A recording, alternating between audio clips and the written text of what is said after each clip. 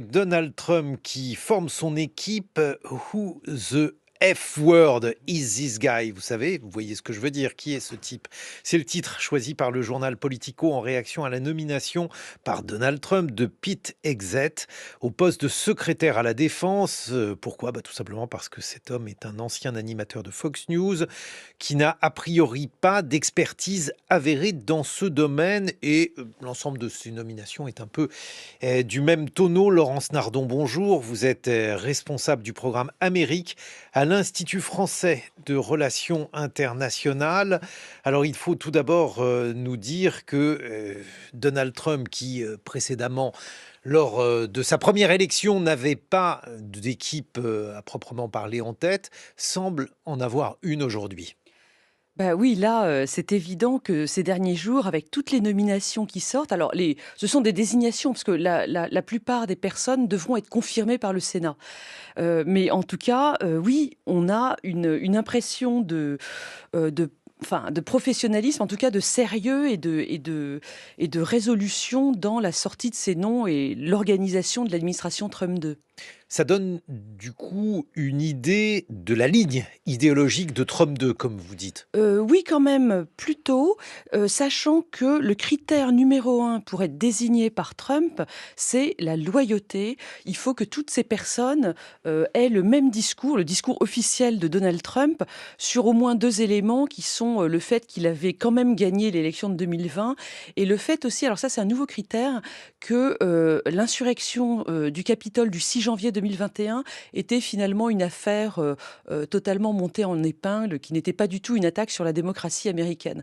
Donc une fois que vous avez ces 2 conditions, C'est les deux remplies, critères à remplir. ces 2 premiers critères. Après ce qui aide, c'est, d'avoir une certaine prestance à la télé, d'être, un éditorialiste sur Fox News comme monsieur Hegseth dont vous avez parlé, le qui est désigné pour être, Alors, secrétaire il y a à un la monsieur que défense. j'ai vu qui a des gros bras, qui a des tatouages Mais oui, parce que partout. vous avez Alors, dit qu'il n'avait il moi j'aime n'avait bien les tatouages, mais c'est pas nécessairement une un preuve gage d'efficacité. exactement d'expertise dans le Heu, domaine. Néanmoins, il a quand même été béret vert, c'est-à-dire, membre des forces spéciales. Ah bah Donc voilà, c'est là où il a eu ses tatouages. il a une expérience, alors non pas de gestion de la chose militaire, mais en tout cas, des actions militaires sur le terrain. Et alors, si on regarde le Proche-Orient, alors là, la ligne, elle me paraît claire en tout cas, puisque on a donc Élise Stéphanie, qui est ambassadrice des États-Unis auprès de l'ONU et qui a toujours été très pro-israélienne, et Mike Huckabee, qui est un évangélique qui, lui, deviendrait ambassadeur en Israël et qui, lui, ne sait pas ce qu'est une colonie en Cisjordanie. Oui, alors lui, il est sur la ligne des évangéliques et c'est un baptiste. Je crois qu'il a même été, certifié pasteur et donc oui, il est sur cette ligne extrêmement ultra-sioniste des évangéliques américains qui considèrent que le grand Israël, doit être reconstitué, pour que, l'accomplissement de la fin des temps, puisse s'opérer. Donc il est sur cette ligne-là. Vous disiez tout à l'heure, qu'il y avait une ligne qui se dessinait quand même, idéologique sur toutes ces nominations. Oui, elle est là. C'est le trumpisme dans sa double image, aujourd'hui, qui est à la fois ultra conservatrice et très libertarienne. Je pense que vous allez me parler d'Elon Musk après. Je vais vous en parler, mais j'aimerais quand même terminer sur le Proche-Orient parce que je trouve que c'est important. Et on a pu entendre dire que Donald Trump était quelqu'un qui faisait des deals et que par conséquent il allait faire la paix. Alors je ne sais pas du tout s'il va faire la paix, mais s'il l'a fait, semble-t-il avec ce personnel-là, en tout cas, il la fera à des conditions qui pourraient ne pas agréer au monde arabe en général et aux Palestiniens en particulier. C'est le moins qu'on puisse dire. C'est vrai, c'est ce qui semble se mettre en place. Après, il faut toujours garder à l'esprit qu'une autre caractéristique principale de Donald Trump, c'est qu'il est imprévisible et que, sur un coup de tête presque, il peut changer d'avis. On l'a vu pendant son premier mandat, il a quand même été en Corée du Nord serrer la main du dirigeant nord-coréen. Il a fait des frappes sur la Syrie alors qu'Obama n'avait pas voulu. Donc sur Israël, il Je peut connais cette aussi. thèse, mais comme vous l'avez dit tout à l'heure, Laurence Nardon, sur Israël, il a les évangéliques, parce qu'en réalité, ce n'est pas le vote juif ou le vote musulman qui l'intéresse. Il y a 6 millions de juifs, 4 millions et demi de musulmans. Ce sont les évangéliques qui sont beaucoup beaucoup plus nombreux.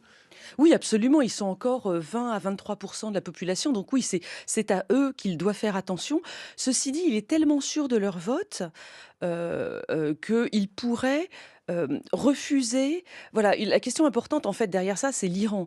Et c'est le fait que les Israéliens lui demandent au président américain depuis des années, littéralement, de pouvoir frapper l'Iran de manière préemptive et d'avoir les armements nécessaires pour frapper en profondeur des objectifs du programme nucléaire iranien. Euh, la question, c'est de savoir si Trump serait d'accord avec ça, parce qu'il déteste l'Iran, il est pro-Likoud, comme on vient de le dire, et en même temps, il est totalement opposé à un nouveau déploiement, une nouvelle intervention militaire américaine à l'étranger. Donc, qu'est-ce qu'il dirait sur ce sujet-là? Franchement, on n'est pas complètement sûr qu'il accepte un déploiement américain d'importance dans la région. Et puis alors, on va parler d'Elon Musk, parce que vous en avez envie, Laurence Nardon, et puis parce qu'il fait la une de tous les journaux français, hein. Aujourd'hui, il est à la une, c'est la nomination qui fait parler. Oui, parce que et elle est très importante parce qu'en fait, elle vient montrer que dans cette seconde, on va dire, administration Trump qui se met en place, il y a un courant très important qui était moins présent lors du premier mandat de Donald Trump et qui est le courant libertarien. C'est-à-dire que d'un côté, on a ces conservateurs qui veulent interdire l'avortement au niveau fédéral, qui veulent aider Israël, etc.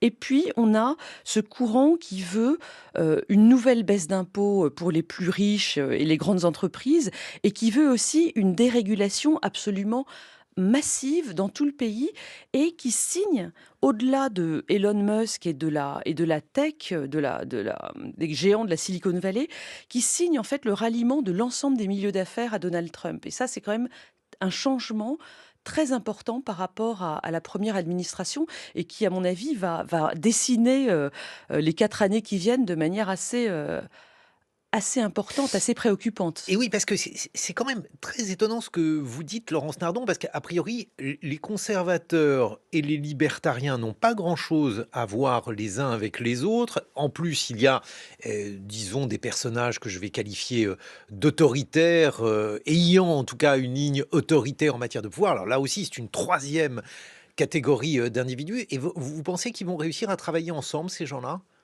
Eh ben, c'est très mystérieux parce qu'en effet, ils ont des projets qui sont contradictoires.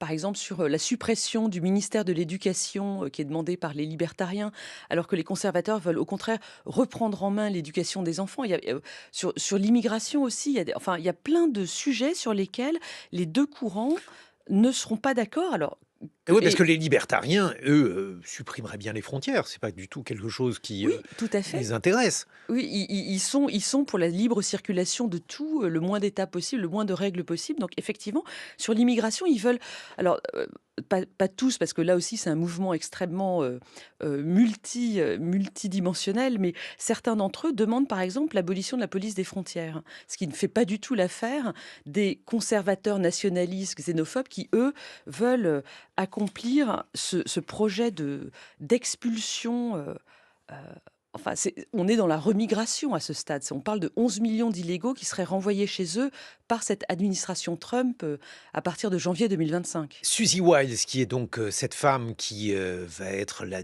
directrice de cabinet Oui, on peut de dire ça. Donald Trump, sa collaboratrice la plus proche, est-ce qu'elle peut infléchir cette ligne? Est-ce que la personnalité de cette femme peut permettre d'imaginer la manière dont ce second mandat de Donald Trump se déroulera? Je pense qu'elle est sur une ligne assez trumpiste parce que sinon elle ne serait pas dans l'emploi dans lequel elle est. Elle est assez professionnelle et en réalité, elle n'a pas fait beaucoup parler d'elle pendant les quelques années pour lesquelles elle a vraiment été à la manœuvre derrière Trump. Ce qu'on peut dire, c'est qu'elle aura à côté d'elle Stephen Miller comme, directeur de cabinet adjoint pour les questions politiques et lui, c'est un véritable idéologue complètement nationaliste. C'est lui qui a rédigé le discours du carnage, vous savez, pour la première investiture de Trump en janvier 2017. Donc je pense que je ne vois pas comment Suzy Wiles aurait un infléchissement sur la ligne de Trump. Bon, donc on va être un peu au spectacle. Ah ben ça, on va pas s'ennuyer dans les mois qui viennent. Merci beaucoup, Laurence Nardon. Je rappelle que vous êtes responsable du programme Amérique à l'Institut français de relations internationales et on vous doit notamment géopolitique de la puissance américaine. C'est aux presses universitaires de France.